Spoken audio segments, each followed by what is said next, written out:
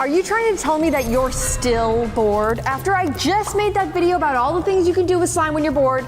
Well, you know what? Me too. I understand. Get your slime, we're doing it again. One of my personal favorite things to do with slime when I'm bored is just knock out a couple of trick shots. It's actually surprisingly easy. Dude Perfect, call me, please, please. I would not recommend doing this indoors because you're probably gonna get it stuck to something, so please do this outside if you have the ability to.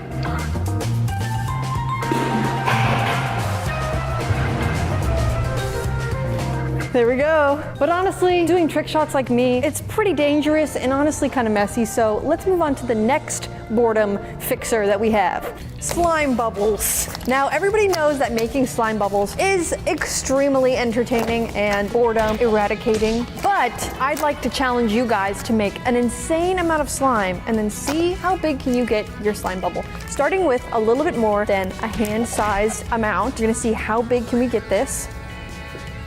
Oh my gosh, really big. I was not expecting this to be that big on the first try.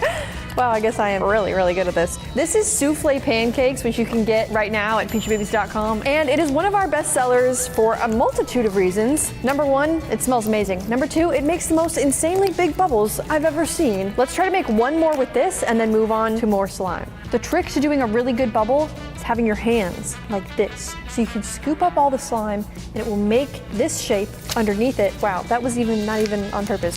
So there is a technique to it. Let's do it together. 3, 2, 1. That was amazing. Oh my goodness. I'm making the biggest slime bubbles I literally have ever made in my life, but this was round 1. We still have the entire bin of souffle pancakes that I want to make a slime bubble out of. Here is an entire bin of unused souffle pancakes. Now this is the most jiggly slime to ever exist. So if you are interested in that, go check it out. But what I'm interested in is slime bubbles. So I'm gonna go from this angle so I can try to get the biggest bubble to go over it, trying to get it to hit the edge of the table over there so it goes all the way over the container. Let's see what happens. I wanna get lots of slime. Oh my gosh, I'm kind of nervous.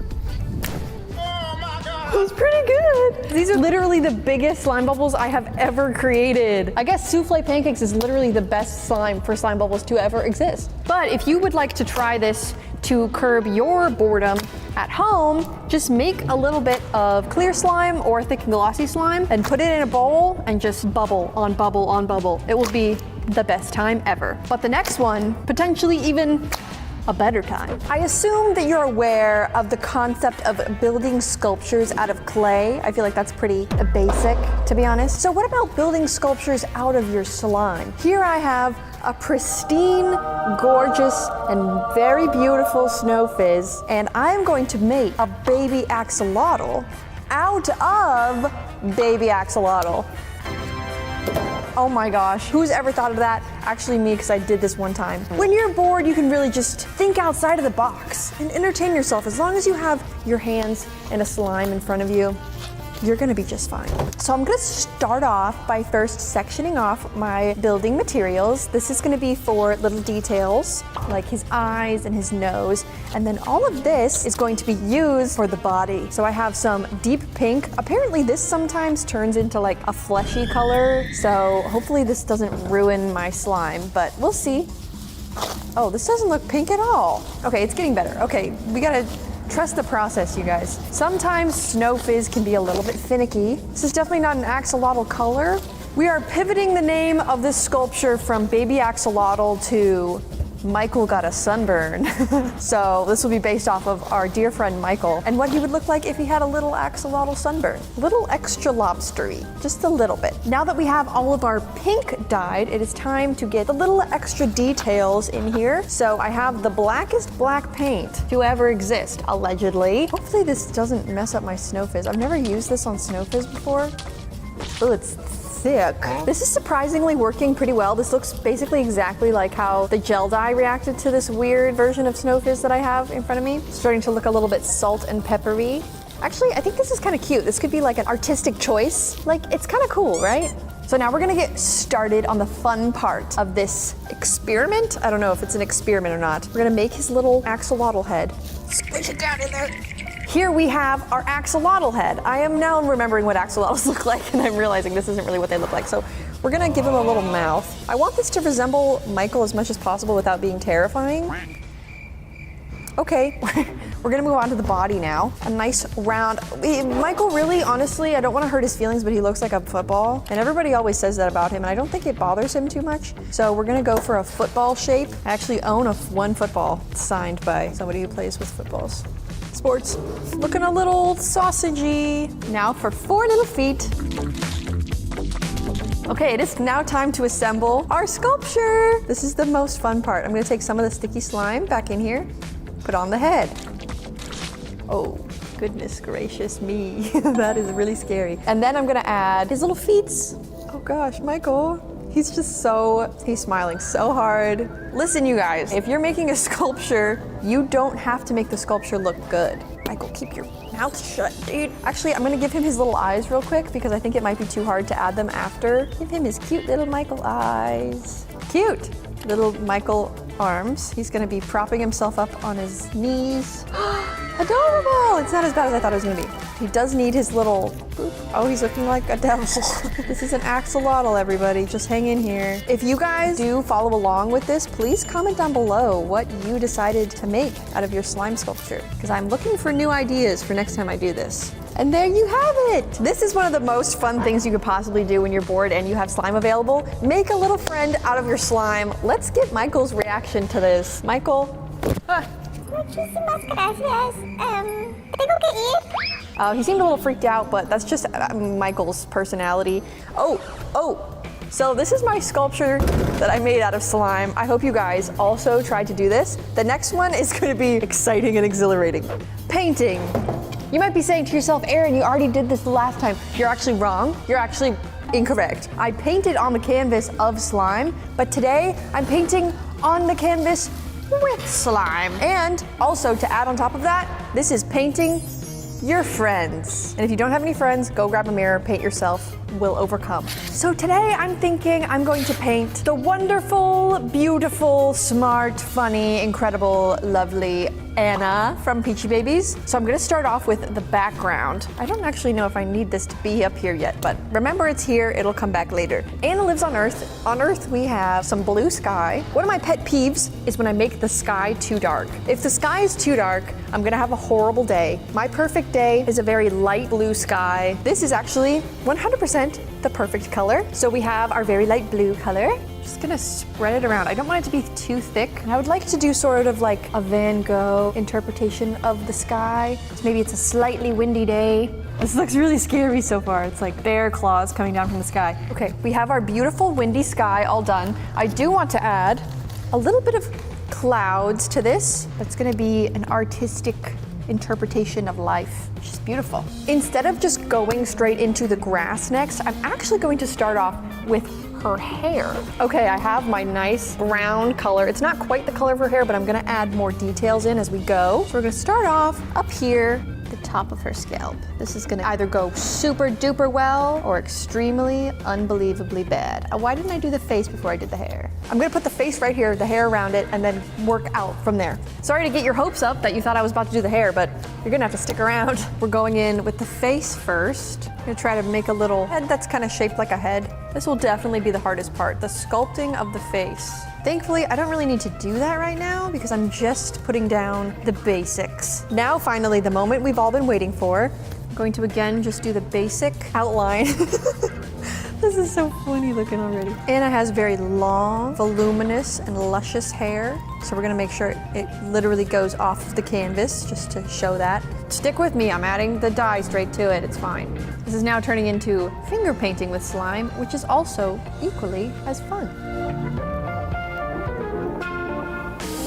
I think that is good for the hair. I mean, her head looks a little wet, but besides that, it looks similar. You know, her hair is lighter at the bottom, darker at the top. I may have accentuated it a little bit more, but artistic expression. Stick with me. I'm gonna add one egg to the sky. That is the sun, if you were wondering. There will be at least one tree behind Anna. It's gonna be a very nice lime-looking tree. I don't wanna spend too much time on the tree, because it's just a background piece. Kind of like cut off on the side of the painting. And a nice little trunk. stem. It's a very complicated and hard process, painting with slime, but I'd like everybody who's following along with me right now to ask yourself, what is the opposite of boredom? Some of you right now are gonna be saying fun. Fun is the opposite of boredom. I think that's probably the most popular answer, but there are other answers. For example, challenge. I am feeling, number one, very challenged. And number two, not at all bored. So if you're doing something hard, just remember, yeah, what you're doing might be hard, but at least you're not bored. Now it is time to add very carefully the rest of our sky in. And remember, it's okay if your sky is multiple different colors, because if you look up, the sky is multiple different colors, especially in a Van Gogh painting.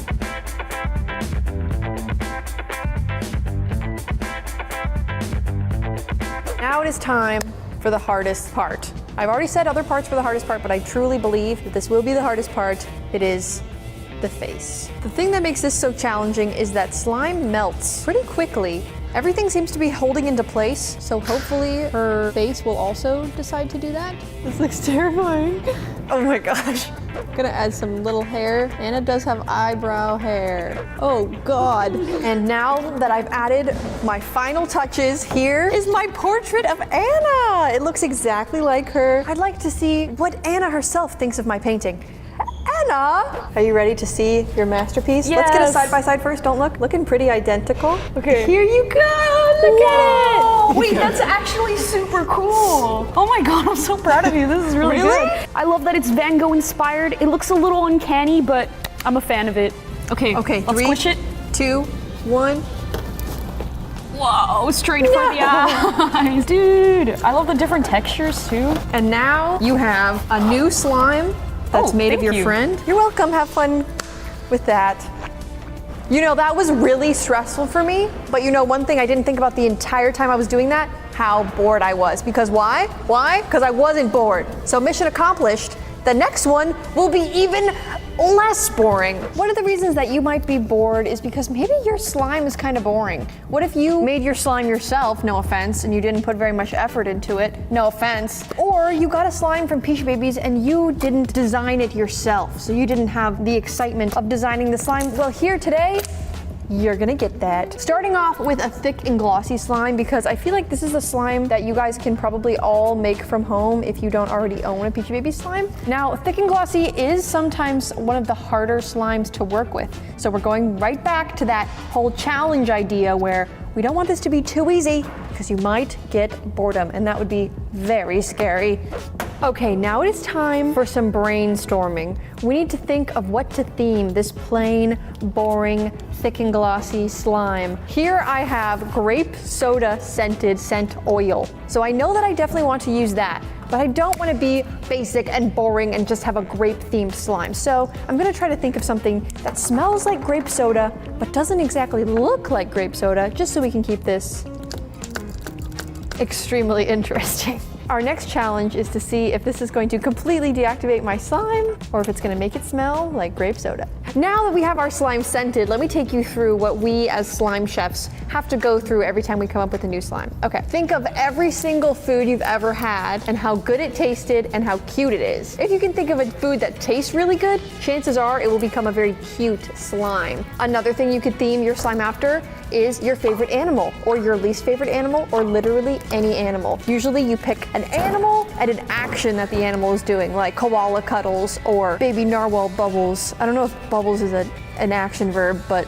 it could be. Today I'm definitely gonna go with the sweet route. So I'm thinking maybe something new and never been done before. A lemon and grape twist. You know when you go into a country store and they have those little candies that are like the hard candy lines? Imagine if they had a lemon grape flavored. That would taste so good. So that is what we're doing today. So I always watch these candy making videos on TikTok. I see this one guy, he always makes like candy canes and stuff. It hardens and then he puts it on the table and it cracks and it becomes all of the little pieces. It's really quite mesmerizing if you've never seen it. Right now we're left with this worm. We're gonna go outside of the box here again. I'm gonna squish it all together like this to get it to actually go into the container. And then we'll have this sort of like mixture effect, because when you're working with thick and glossy, it's pretty hard to get it to separate. But honestly, I think that looks pretty sick. So now we have the scent, we have the colors. We still don't have the general theming because this didn't really come out exactly how I expected, which is totally fine. Improvisation. We're gonna need to find some toppings for this. But because I want you guys to follow along at home, and I know you guys probably don't have the luxury of having your own Charmville in your living room, I'm gonna try to look around the warehouse and see if I can find things that you would probably have in your home that you can use as charms. So let's go on a little adventure. Starting off in the content room, I'm sure that we have something in here that is like a household product. Let's go check what Dan has on his desk to see what I could possibly steal from him. This is fan mail that one of you guys sent us. Don't worry, I'm gonna double check with Dan to see if I can use it, but I'm sure that you guys would really appreciate us incorporating your fan mail into one of our slimes, so I don't think it'll be a problem. I also found these little beads that you can make little characters out of, but they kind of look like charms, so I'm gonna use these too. I also found some of these little tiny crystals. I feel like in my house I always had like arts and crafts supplies, so I don't think this is too crazy to assume that somebody might have this in their house. Let's go assemble our slime. Dan is supportive of me putting this bracelet in the slime. Everybody who's gonna say, Erin's so mean, she's putting Dan's bracelet. No, I'm actually going out of my way to include Dan in something very special. We're gonna go ahead and add some of these cute little diamonds on top here. Those actually go really well with the colors of the slime. I'm gonna be honest, I hate the colors of this slime. These are cute though. These little beads are literally the perfect thing to add into your slime. I'm sure that they are very easy to come by, I think. I don't know, I've never actually bought them before. They always just show up. So we have the opportunity to spell out Dan, or what else can we spell with this? DNA, it does kind of look like DNA. Let's add a couple little toppings on top. And there we have it, our DNA themed slime. It doesn't matter if it's ugly because it was so fun to make and I was not bored making it at all. If you guys followed along and made your own slime while I was doing this, please send it to us on Instagram. I would love to see them. Thank you so much for watching. I'm so glad that not a single one of you will ever be bored ever again. And I'll see you next week.